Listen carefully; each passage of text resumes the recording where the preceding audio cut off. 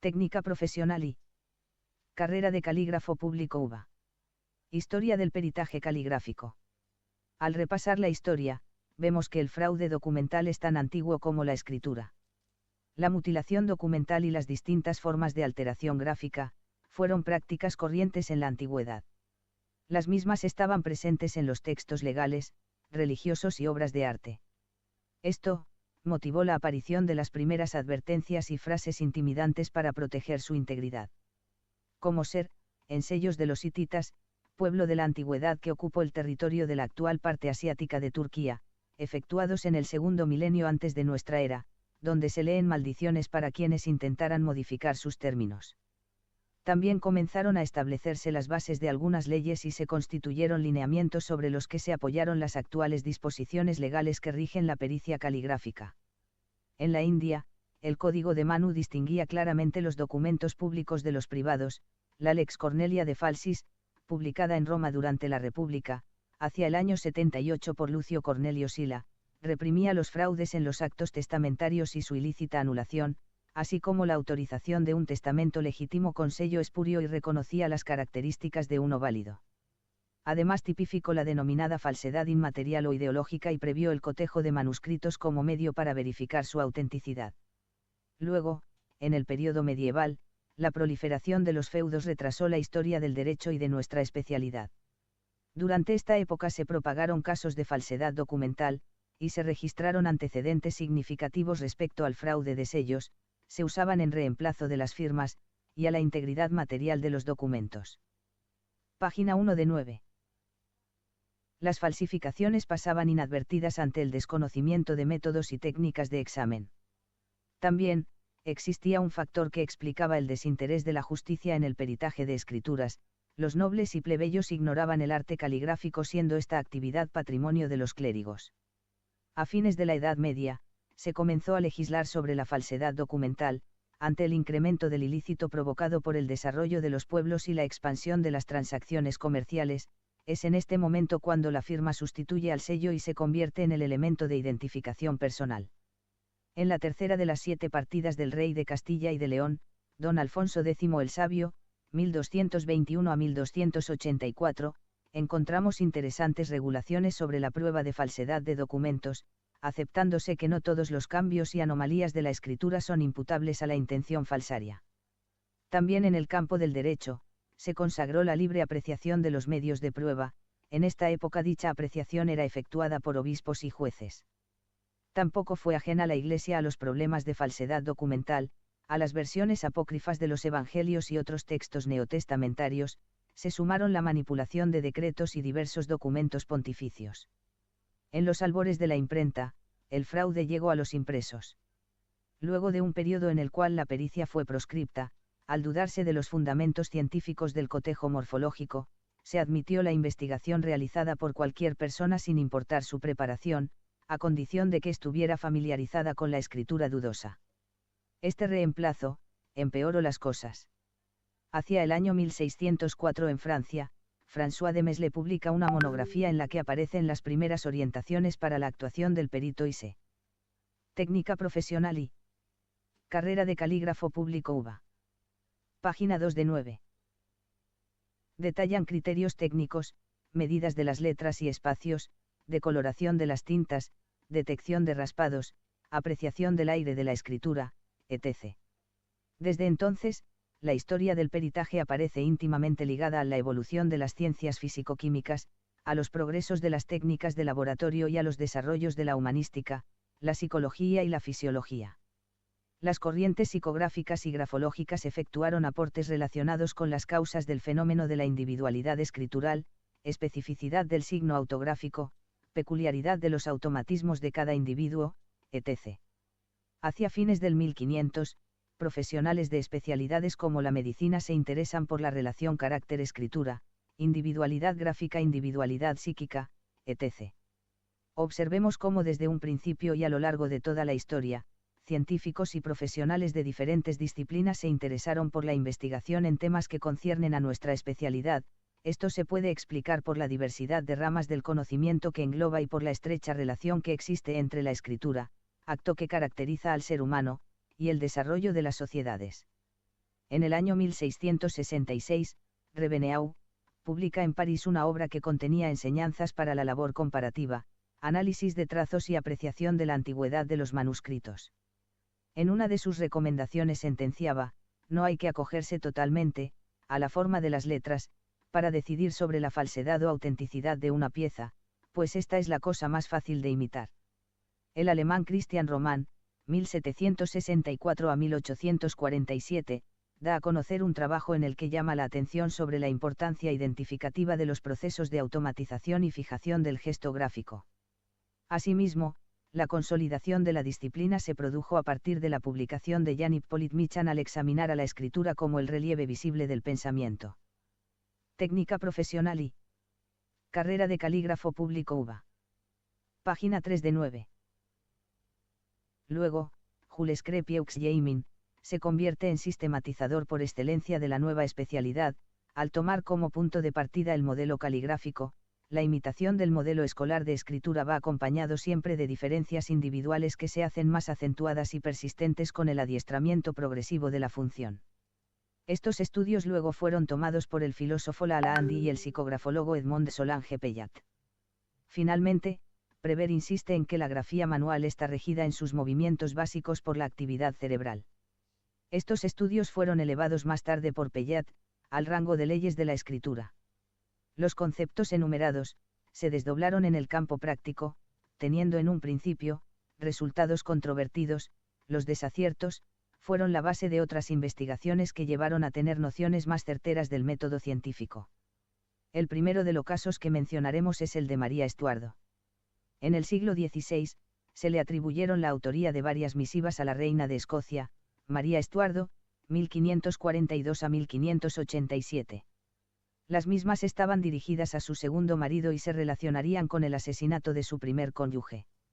De probarse su autenticidad, María Estuardo se vería involucrada en el crimen.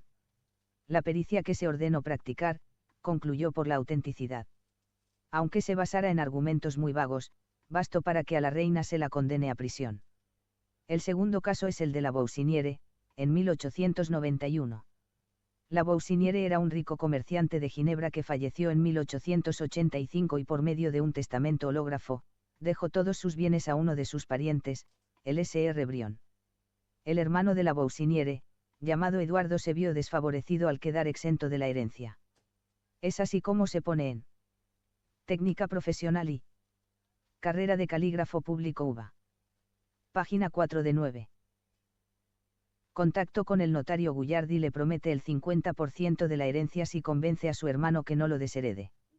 Este intento no tuvo ningún resultado. Luego de un tiempo, Guyard conoce a un grabador llamado Charpentier y queda admirado de la habilidad de este último para reproducir escrituras a través de trabajos litográficos. Recordó entonces la propuesta de Eduardo y negoció con el grabador. Guyard le remite a Charpentier cartas pertenecientes a Eduardo y los borradores de dos documentos, uno anulando las disposiciones anteriores y otro, instituyendo a Eduardo como heredero universal. El grabador compuso los términos de estos dos documentos. Obtuvo, entonces, copias litográficas de baja calidad. Brion inicia la acción legal y fueron convocados los peritos, que se pronunciaron por la autenticidad de los documentos, quedando Eduardo como único heredero. Eduardo cumple con su promesa de pagarle la mitad de la herencia a Guyard, pero este último le abona una suma mínima al grabador, que intenta chantajearlo y al no lograrlo, lo denuncia y envía los modelos y las pruebas litográficas a Brion. En este caso, podemos explicar el error de los peritos diciendo que era la primera vez que se utilizaba el proceso litográfico en la falsificación de documentos. Al revisar el caso desde una óptica actual, se puede destacar la importancia de la actualización permanente y la vigencia y comprobación de lo que sostenía Reveneau de que el falsificador estaba mucho más adelantado que el perito, es decir, a partir de los casos que se presentan el perito efectúa nuevas investigaciones. Técnica profesional y carrera de calígrafo público UBA. Página 5 de 9.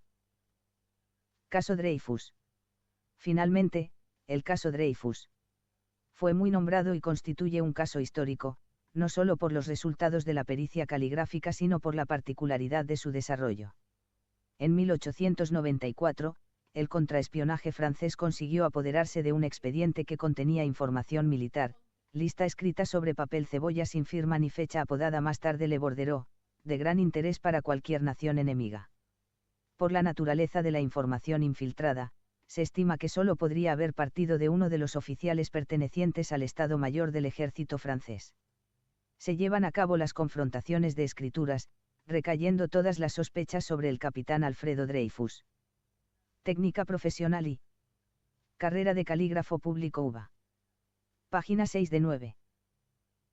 En el Estado Mayor, nadie era competente en caligrafía, por lo que se solicitan los servicios del comandante Dupaty de Clam, grafólogo aficionado. Este concluye que las escrituras del expediente y las de Dreyfus presentaban correspondencias. Posteriormente, se abrieron paralelamente varias investigaciones, algunas sobre la personalidad de Dreyfus y otras sobre la veracidad del expediente. En 1894, examinaron el expediente varias personas. La primera de ellas fue Golbert, perito del Banco de Francia. Tenía experiencia en el examen de escrituras y estableció un corto dictamen en el que explica que había encontrado numerosas diferencias y concluye en forma negativa. A pesar de ello, Dreyfus fue detenido. No conforme con dicho resultado, el general Mercier, ministro de Guerra, que buscaba un culpable, ya que había exagerado el valor de todo el caso dándole el estatus de asunto de Estado, recurre a Alphonse Bertillon, jefe del Servicio de Identidad Judicial de la Prefectura de la Policía de París, quien inventó la antropometría judicial pero que no era experto en escrituras. Se creyó que su conclusión cayó bajo la presión de los militares y terminó por decir que Dreyfus se autocopió y desarrolló su teoría de autoforgerie, autofalsificación. El tercer perito que analizó el expediente fue Pelletier, redactor del Ministerio de Bellas Artes, y declaró que eran numerosas las desemejanzas y que las coincidencias eran de poca importancia. Finalmente, Taisonnieres, grabador, concluyó por la autoría, pero al igual que Bertillon se dijo que su opinión estaba influenciada.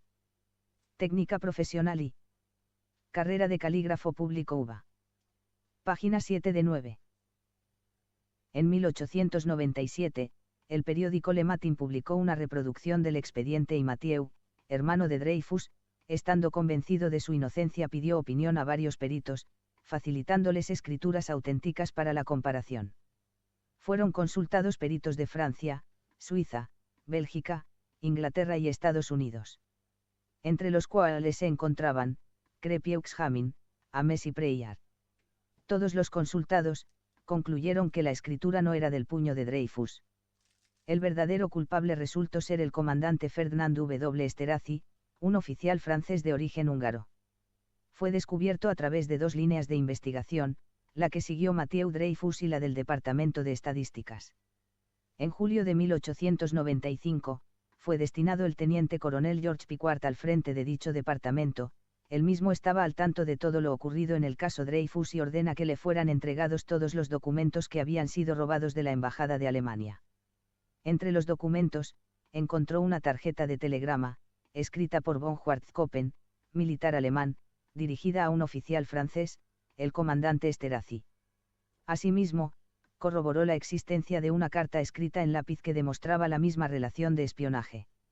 Al ver esto, Piquart nota que existen coincidencias incuestionables entre las mismas y los documentos por cuya ejecución se incriminaba a Dreyfus. Emocionado, aborda una investigación en secreto para demostrar que el comandante Esterhazy no solo poseía el conocimiento al cual hacían mención los documentos, sino que tenía contacto con los integrantes de la embajada y que les vendía gran cantidad de documentos secretos. Técnica profesional y carrera de calígrafo público UVA. Página 8 de 9. Fueron consultados varios peritos y luego de exámenes contradictorios, se sucedieron hechos esclarecedores al confesar Esterhazy la realidad de los hechos. En 1906, la Corte de Casación reconoce la inocencia de Dreyfus y decidió la rehabilitación del capitán. Este caso propulsó los estudios sobre la pericia caligráfica, atrayendo la atención de hombres notables que comenzaron a estudiarla, aplicándole los conocimientos de otras ciencias, como la fotografía. Técnica profesional y carrera de calígrafo público UVA. Página 9 de 9.